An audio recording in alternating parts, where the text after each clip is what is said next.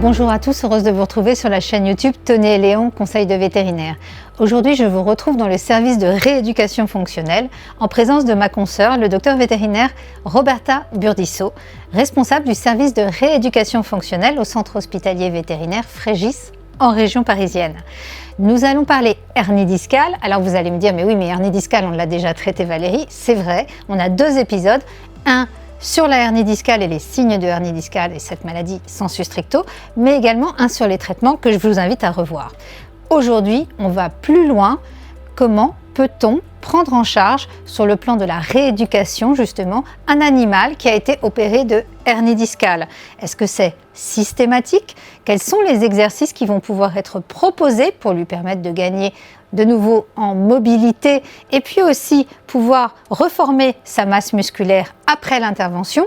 On a parfois des animaux qui, dès moins de 24 heures après l'intervention, une chirurgie d'hernie discale, sont capables de remarcher, mais il va falloir ensuite les aider pour gagner en mobilité. Et bien c'est ce dont on va parler. On va parler laser, on va parler magnétothérapie, mais nous allons aussi assister à une séance de physiothérapie en direct. Et là, ça va être pour vous hyper intéressant, je l'espère. En tout cas, si vous n'êtes pas encore abonné à la chaîne YouTube Tony et Léon, conseil de vétérinaire, eh bien faites-le dès maintenant, la chaîne est gratuite. Vous recevrez chaque semaine un épisode en vidéo de conseils santé pour nos chiens, nos chats, nos NAC. Et puis également, chaque jour sur Instagram, je poste un conseil santé pour nos animaux avec des photos plutôt sympas. Alors, prêt? On y va, à tout de suite.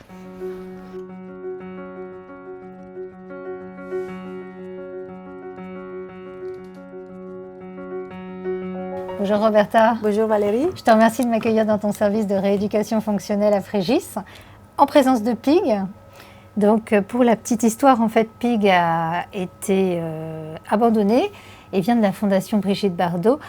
Et Pig souffre de hernie discale, donc est paralysé, on le voit. Hein, oui. Donc voilà, un cas compliqué d'ailleurs. Oui, il a une hernie discale et une hernie discale opérée ou pas opérée, on sait qu'on peut avoir différents stades. Donc lui, c'était un stade 5.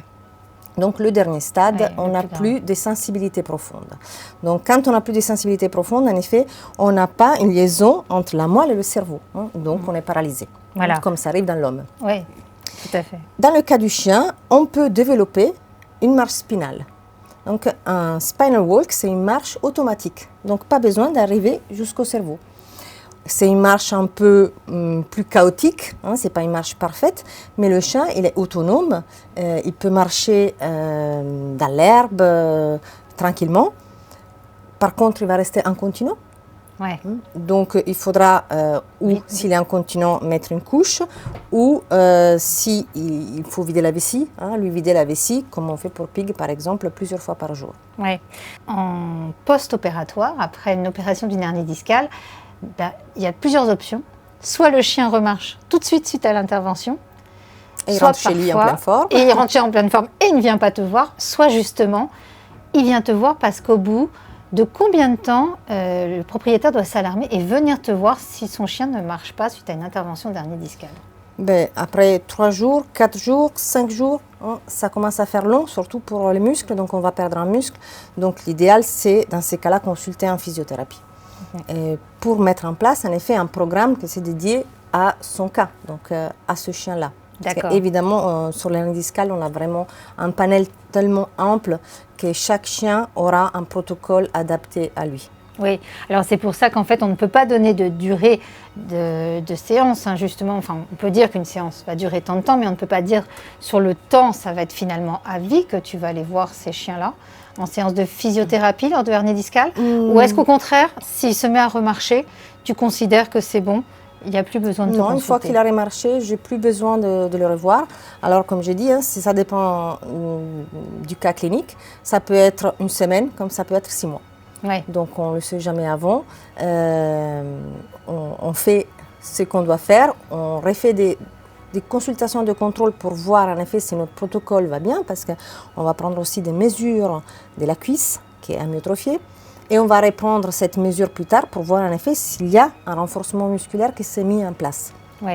Donc, en fait, La physiothérapie, je vous le rappelle, c'est une séance, enfin c'est des soins par l'eau. Ça permet, grâce à la poussée d'Archimède, que l'animal appuie moins et exerce moins de pression mécanique justement de façon à pouvoir marcher parce que l'eau finalement allège son poids. Tu me donnais un pourcentage tout à l'heure justement, hein, c'est que grâce à la force de l'eau, son poids il est diminué. Diminué de 80% quand on est au niveau le plus haut. Oui, donc ça c'est incroyable. Et tu as des tapis roulants comme un humain. Et dans les cas des chiens qui sont paralysés, donc qui sont en soins pour récupérer la marche, on rentre dans l'eau et on bouge, on fait les mouvements des pattes au postérieur ou antérieur, hein, ça dépend, des fois il y a les quatre, si c'est une hernie cervicale, justement pour refaire la marche parce que il doit quand même se réhabituer à marcher. Et l'eau, ça va faire le soutien. Ça dure combien de temps une séance d'hydrothérapie, grosso modo, chez un chien? Sur les chiens qui viennent d'être opérés, donc juste 48 heures après, ça peut durer même 5-6 minutes. Hein. C'est des séances très courtes. Et au fur et à mesure, ça augmente en temps jusqu'à durer jusqu'à un quart d'heure, 20 minutes. Ça dépend du chien, du cas clinique, de l'âge. D'accord. Donc ils viennent te revoir pour des bilans de contrôle, les propriétaires, lorsqu'il y a comme ça des séances d'hydrothérapie. Et après, à partir du moment où l'animal remarche, tu considères qu'ils n'ont pas forcément besoin de te revoir, a priori. Si j'ai récupéré assez de masse musculaire et le chien a récupéré tous ses déficits, il peut reprendre sa vie normale. Hein. C'est redevenu un chien complètement indépendant et ils n'ont plus besoin de me voir. S'il y a encore quelques déficits qui restent, je peux donner aussi des exercices à continuer, juste des exercices parce que c'est normalement le dernier symptôme qui reste, c'est le déficit de proprioception, hein, donc le fait de mettre la patte à l'envers. Et c'est le dernier qui revient. Oui. Quand je suis à ce stade-là, je sais que plus ou moins, dans peu de temps, le chien va marcher normalement. Donc, je donne des exercices de proprioception aux propriétaires qu'ils peuvent faire à la maison sans les faire venir en clinique. En clinique, voilà. Donc, c'est vrai que la proprioception, c'est l'animal, hein, s'il a un déficit qui met la patte comme ça quand il marche. Il y a juste à l'hydrothérapie quelques contre-indications. Moi, je pense aux chiens qui peuvent avoir des problèmes cutanés, des problèmes ORL, otite. Il y en a d'autres aussi. Oui, tous les problèmes des peaux, évidemment, on évite. Hein. Pas si on a la plaie de la chirurgie. Attention. Oui. Hein, on peut, quand on a une hernie discale, par exemple, hein, si ce n'est pas cervical, c'est au niveau du dos, on peut mettre le chien dans l'eau. D'accord. Beaucoup de personnes pensent qu'on ne peut pas le mettre justement parce qu'il y a la cicatrice, mais non, ce n'est pas une contre-indication, la cicatrice. Et les chiens qui viennent d'être opérés apprécient, de ce que j'ai vu de séances d'hydrothérapie avec toi, apprécient justement d'être dans l'eau, d'avoir le poids du corps qui est porté, avec une température de l'eau qui pour eux est tout à fait adaptée. Oui, c'est autour de 27-28 degrés. Justement, c'est une eau agréable, tiède, pas trop chaude, hein, parce qu'on fait un effort dedans. Donc l'eau trop chaude peut être aussi un problème pour les animaux cardiaques. Et pas trop froide pour éviter les contractures. Pas trop froide aussi. Et l'animal, surtout après une chirurgie d'hernie discale, on doit penser aussi au moral. Oui. Hein, on pense toujours à tout ce qui est articulaire, douleur, mais il y a le moral. Et le chien qui est opéré d'hernie discale, des fois, il est démolarisé. Oui, c'est comme pour nous finalement, il a besoin que ce soit un moment agréable. Et alors c'est pour ça que tu donnes aussi des exercices à faire aux propriétaires à la maison, suite à séance d'hydrothérapie. Et justement, j'ai souvenir de ce que tu m'as dit, il faut que ce soit un moment agréable pour le chien.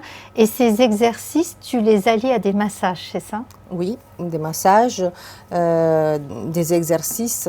Et surtout sur une hernie discale, c'est assez fréquent. Hein. C'est des séances très courtes. Mais je dis aux propriétaires s'ils peuvent le faire chaque heure ou chaque 2 heures. C'est l'idéal. Hein. Et c'est un moment aussi de partage avec le chien. Sans exagérer non plus, parce que les chiens qui sont trop chouchoutés, ils ne vont pas faire des efforts. Donc, il faut avoir le bon équilibre. D'accord. Est-ce que tu vois des chiens parfois qui ne peuvent pas être opérés d'hernie discale pour différentes raisons et donc qui vont, grâce à la rééducation fonctionnelle, retrouver, sans dire qu'ils vont avoir leur mobilité complètement rétablie, mais retrouver une certaine mobilité? Ça dépend du stade. Oui. Si on a un stade 1 et un stade 2, des fois on arrive vers le stade 3, on peut arriver sans chirurgie. S'ils ne peuvent pas être opérés, on n'a pas le choix. Oui. Donc on arrive à le soulager de la douleur avec du repos. Là, dans ces cas-là, il y a vraiment 1 mois de repos parce qu'on sait que le disque va rétrécir et va diminuer sa compression sur la moelle. Donc c'est ça qui va lui permettre après de récupérer la mobilité. D'accord. Bon, en tout cas, merci beaucoup Roberta pour tous tes conseils. Et donc, dans les mouvements que tu fais, il y en a certains donc, qui sont actifs ou passifs, comme tu nous as montré. Et il y a aussi le laser. On a vu le cas dans un précédent épisode avec l'arthrose. Mais dans le cas de la hernie discale, tu utilises parfois aussi le laser, voire la magnétothérapie. Alors, le laser, je l'utilise surtout au niveau de la cicatrice, pour l'édème chirurgical, qui est souvent là, et pour l'inflammation post-chirurgicale. Donc, c'est des séances, c'est 2 semaines ou 3 semaines. Donc, ce n'est pas comme le cas de l'arthrose où on va faire à vie. C'est à vie. Donc, c'est dans une première intention. Et la magnétothérapie aussi, parce que ça va relâcher tous les muscles. Hein. Quand on a une chirurgie, quand on a une douleur, c'est automatique contracté. Hein. Ouais. On a mal au coude, on contracte. Et cette contracture contribue à rendre moins bien le chien. Donc la magnétothérapie aussi au niveau du dos. Alors la plupart du fois, que le laser ça suffit, avec des massages, voilà, pour la douleur.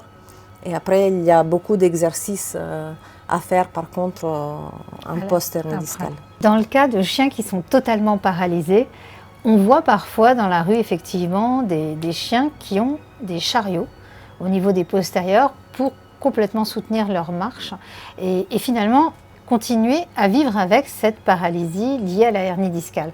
Tu conseilles, toi, ces chariots? Oui, bien sûr, sur les chiens qui en effet ont une hernie discale stade 5 et qui ne peuvent plus marcher, qui ne développent pas une marche spinale, peuvent tout à fait utiliser les chariots pour avoir un confort de vie à l'extérieur et jouer même avec les autres animaux. Oui. Ils peuvent être libres comme avant et ça joue aussi sur le moral. Il y a des chiens qui adorent le chariot, il y a des chiens qui aiment moins bien, donc il faut juste les adapter. Oui, et pas baisser les bras trop vite et se dire qu'il faut un petit temps d'adaptation. Voilà, pour tout. En général, il faut combien de temps pour que l'animal s'adapte au chariot, de ton expérience? Ça dépend aussi des animaux, mais entre 2 jours et des fois 1 semaine ou 2 semaines. Donc il faut le poser sur le chariot 2-3 minutes. Ouais. Séquence répétée et puis après il s'y fait. Voilà. Et tu conseilles quand même de continuer l'hydrothérapie même sur un chien qui a un chariot pour le soulager au niveau des postérieurs. Oui, bien sûr, pour maintenir quand même une certaine masse musculaire.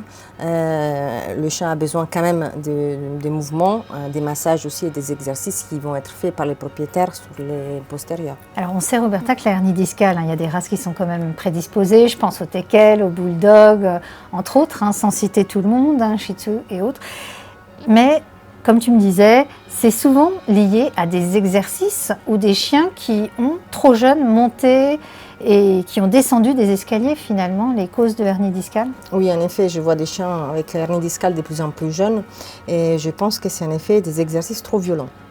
Donc les escaliers, par exemple, faire à un chien qui a moins de 2 ans toute la journée les escaliers, c'est pas approprié pour un chien. Le chien, quand on passe à la nature, le chien vit dans la forêt. Dans la forêt, il n'y a pas d'escalier, il n'y a pas de canapé. Donc le saut sur le canapé répété aussi, c'est des mouvements où le disque, il est quand même trop sollicité. Ou le joue au frisbee, le joue à la balle.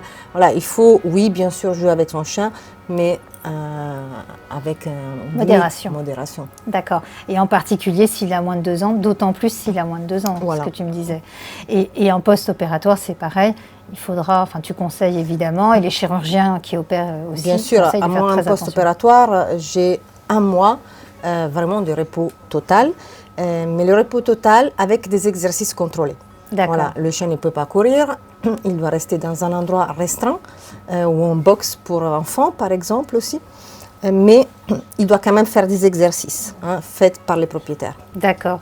Je te remercie en tout cas pour tous tes conseils. Merci à toi. Et merci Tissi Pic pour ta participation. J'espère que cet épisode vous aura intéressé et vous aura fait prendre conscience de l'importance de la rééducation fonctionnelle justement en post-chirurgical ou parfois quand on n'a pas le choix et qu'on ne peut pas opérer un animal d'une hernie discale, ça peut l'aider énormément à retrouver justement sa mobilité et surtout alertez-vous, comme le disait Roberta, si jamais il n'y avait pas de reprise de la marche dès 3-4 jours après l'intervention.